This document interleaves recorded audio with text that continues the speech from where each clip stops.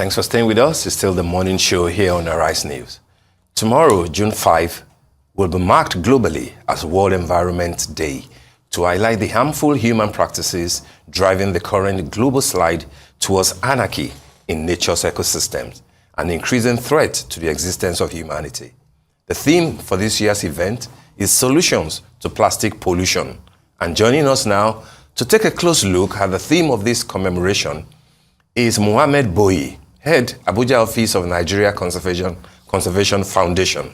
Good morning, Mr. Boyi. Good to have you join us. Good morning. Good morning. Thank you. Thank you for inviting me to participate in this program. You're more than welcome. Well, tomorrow is World Environment Day, and Côte d'Ivoire is hosting this year's event. You know about the theme, a solution to plastic pollution. What are the lessons that you think that will come out tomorrow, and how can Nigeria be a player in the attitudinal change that is required for plastic pollution to be a thing of the past, or for it to be reduced drastically in the country? Thank you very much once again for having me in this program. Yeah, as you mentioned, tomorrow being the 5th of June is the World Environment Day. And let me start by mentioning that, World Environment Day is a day where we engage in raising awareness and then celebrating environmental actions. In this context, different stakeholders like government agencies, civil society organizations, international organizations as well, are involved in this process. These initiatives started as far back as 1973. And this year, we are celebrating the event, and the theme is solutions to plastic pollution, which is a very, very serious issue, and it is having impact on the environment and vis-a-vis on people, on humans as well. Let me just mention here that plastic materials are materials that are manufactured using raw materials available in the environment. Things like crude oil, cellulose, salt are used in the manufacturing plastic materials. And these are the materials we use daily in our household. But unfortunately, they really have an impact on the environment, as I've said, on humans as well. Because the implication is that once they have taken into places like oceans or water bodies where we have wetlands, there will be breakdown, and they will start releasing harmful chemicals that can be carcinogenic and vis-a-vis affect our reproductive system. And of course, other wild animals, or animals that exist without human assistance, face severe challenges with regard to these plastic materials, because sometimes they take this plastic material, and it causes the animals actually to die. And also, in fact, materials like polybags entangled these animals. They become motionless, and at the end of the day, they die. So the implications are there, and we are seeing them clearly. What I'm expecting, at least tomorrow, is perhaps there should be a serious call to cut down the use of these plastic materials so that, we can reduce the pollution. We can reduce the challenges humans and as well as animals are facing when it comes to this pollution that has to do with plastics. Well, thank you for giving us that broad aspect of the effects of plastic pollution. Now, with the plastic production set to triple by 2060, now what are the measures that have been put forward to change the reign of plastic that will pollute our environment come 2060? Yeah, I think the measures where we have to start actually thinking, it's in the area of recycling these plastic materials so that they can be used for something that would be useful. They cannot be like a nuisance, to the environment. This is one thing. And we should start also having a kind of change in mindset. People should think of alternatives that can be used to these plastic materials, things that can be biodegradable. But and then again, companies that normally package their materials, using plastic items, they should also start thinking of how this can be changed so that we will have a clean environment where we don't have plastics that will have impact on our livelihood. All right, Mr. Boyi, I'm interested in your thoughts about specifics and how certain, institutions that are involved in the production of, plastic drinks can be brought on board, if not held accountable for part of the mess that we are in.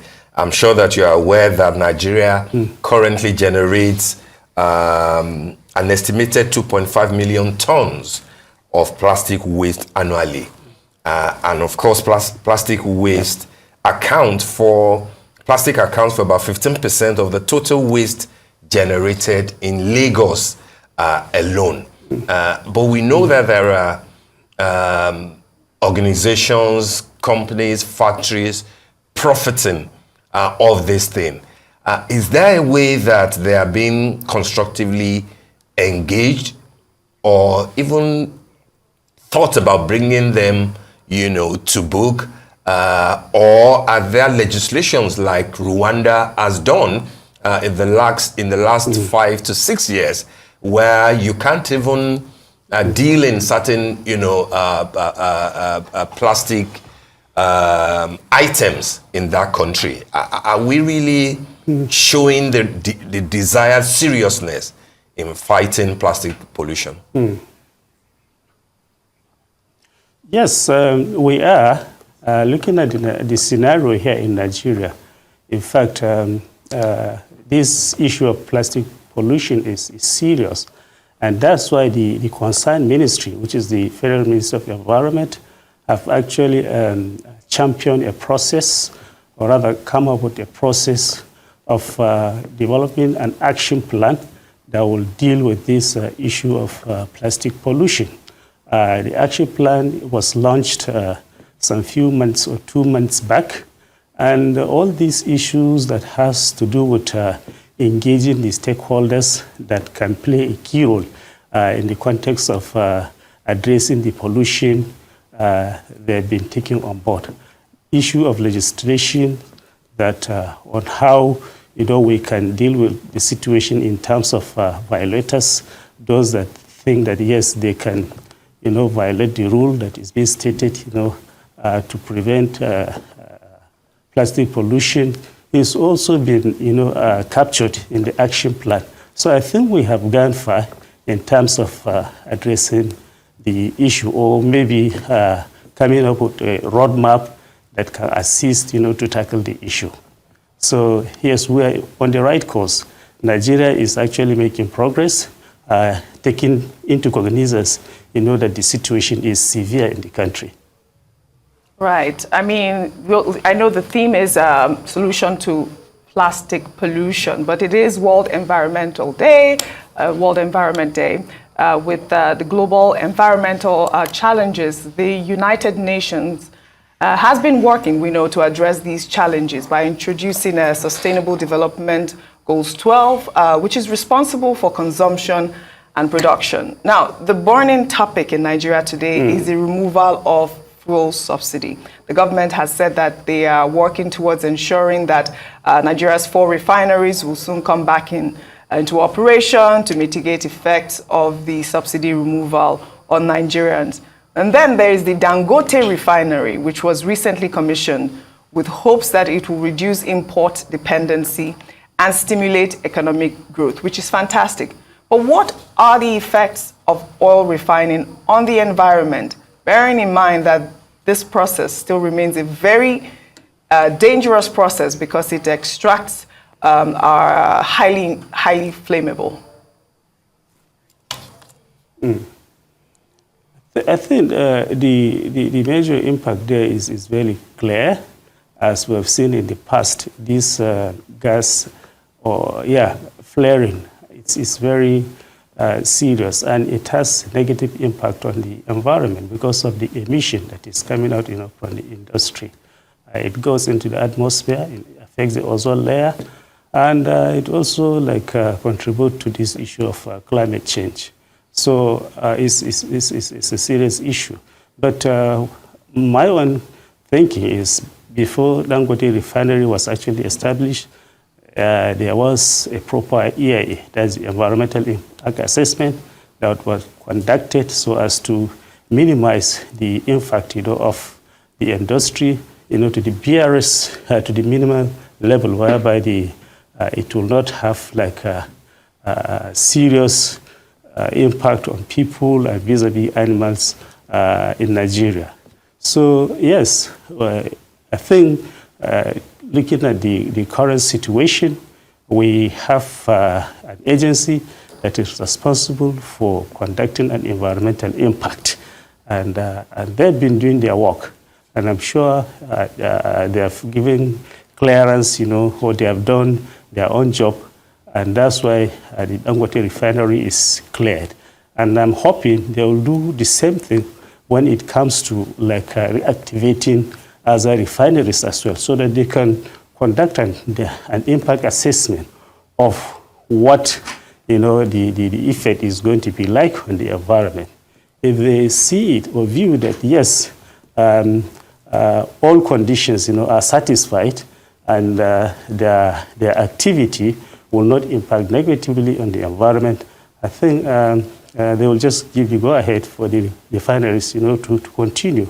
And however, actually, there are technologies that have been developed, to contain emissions that normally come from these kind of industries or factories. And we should use that kind of approach to see that we have not actually impacted negatively on our environment, because the environment is very, very important to humans. It's very, very important for our survival. Once it is being affected, we are going to be affected. All right, that's good to know.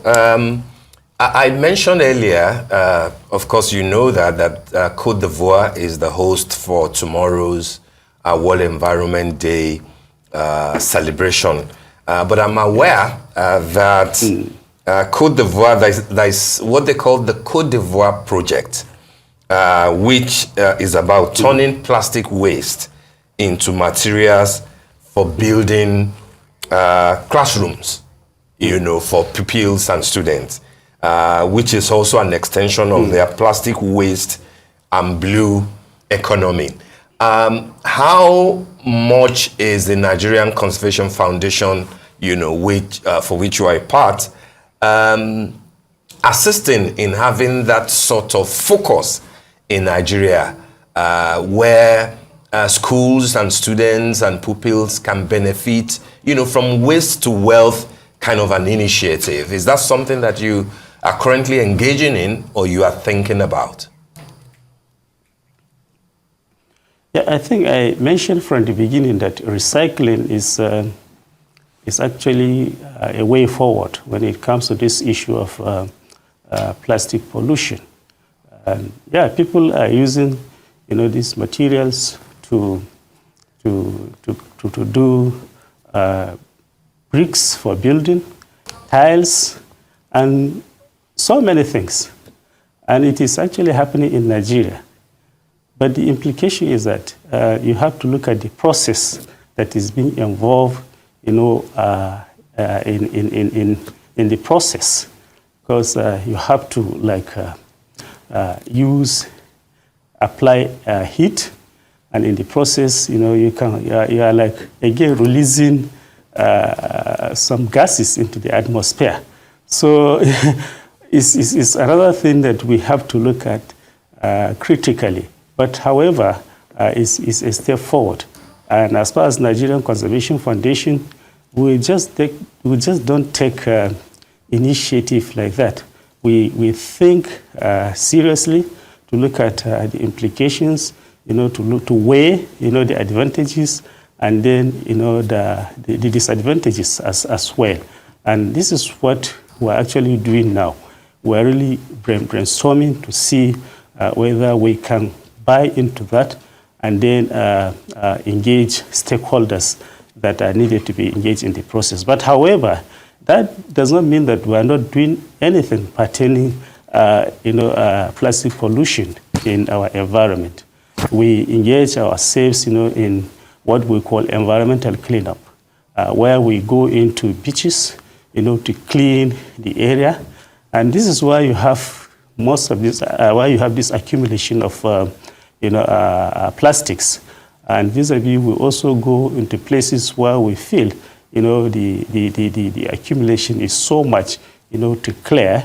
And we also are also involved in the process of, developing this action plan for Nigeria, where we have outlined our opinion in terms of how we can address the situation, in the country. But then the best approach, as I mentioned from the beginning, is to have a change of mindset.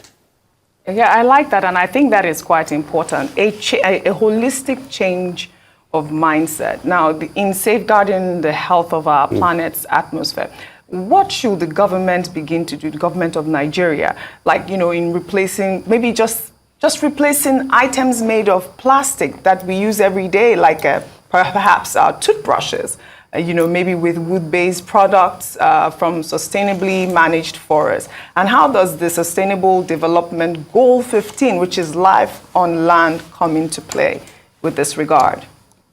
Yeah, I think the first step is for government to start raising awareness, telling people the implications that are really associated with regard to these plastic materials.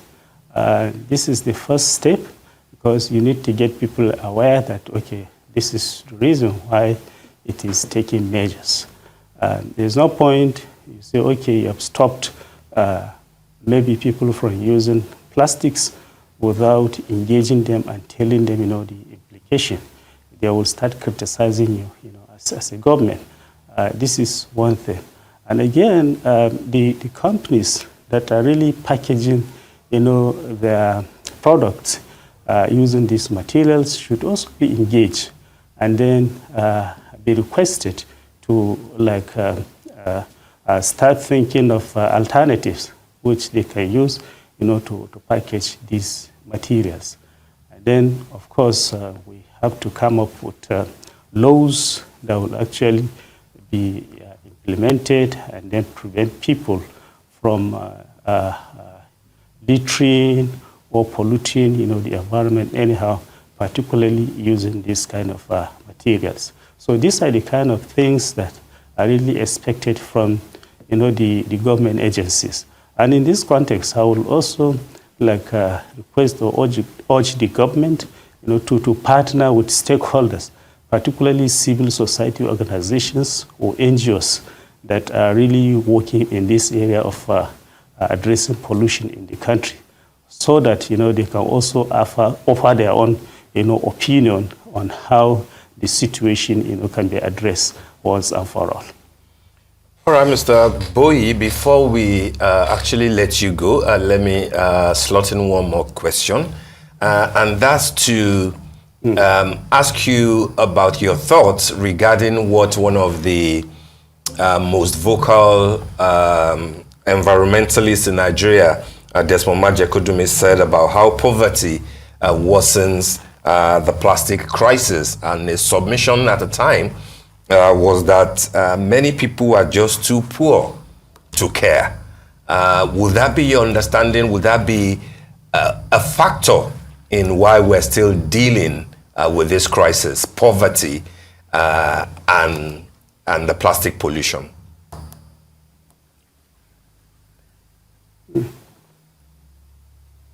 Yeah, poverty, I think, yes, it is playing a role in this context. But to me, we are talking of the usage. And sometimes people that, in fact, that cannot afford materials that are being packaged using this plastic, they have no stake or little stake in this context. So I don't know. I personally, I don't see a connection in respect of this usage of plastic and poverty.